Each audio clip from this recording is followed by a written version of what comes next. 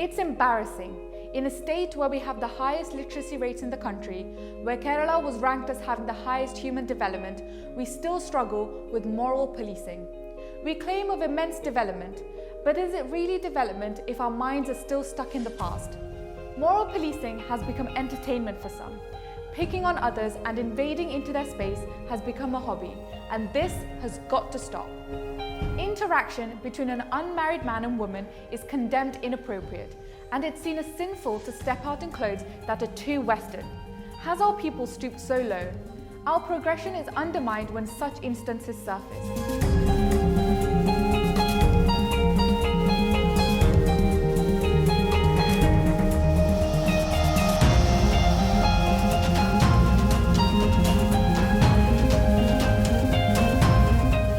And they do. They have numerable times. It is not just the extreme moral policing that happens. Some have to face subtle, uncomfortable stares and comments on the daily. In the past, we've protested against it.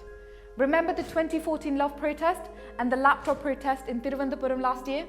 Yet moral policing still continues to thrive. Prior to the laptop protest, locals went the extra mile to cut up a bench at a bus stop just to prevent girls and boys from sitting next to each other. Why are interactions between girls and boys a huge taboo? If a young couple is seen together, they are scorned upon. Why? That is my question to society.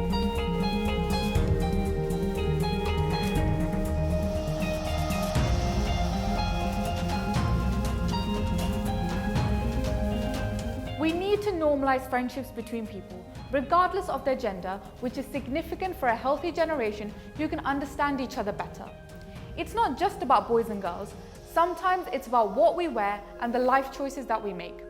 For example, some people who chose to live alone fall victim to moral policing. Just when we thought that we had the fundamental right to privacy and freedom, the landlord comes knocking on our doors when someone, especially of the opposite sex, enters your home.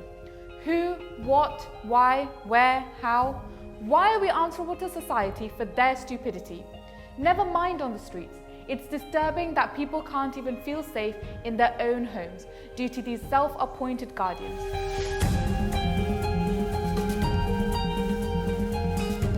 I'm not saying we should not check upon each other, but the problem lies in when a sense of judgment comes into the scene. Last year, a group of students who came for sightseeing in Thiruvananthapuram were publicly beaten.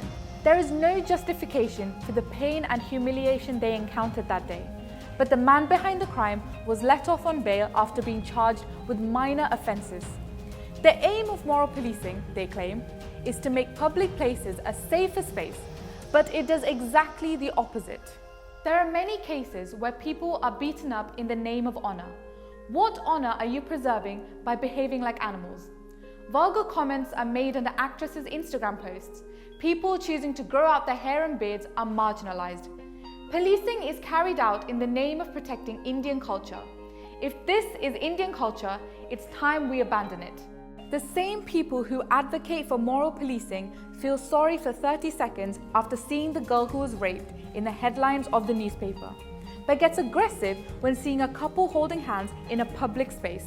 Instead of giving attention to the real problems, they get triggered unnecessarily.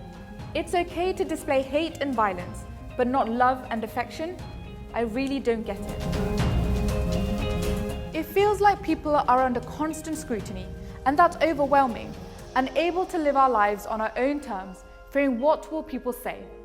We should be able to hang out with anyone of our choice, irrespective of their gender, religion, caste or race, just like our constitution gives us the liberty to.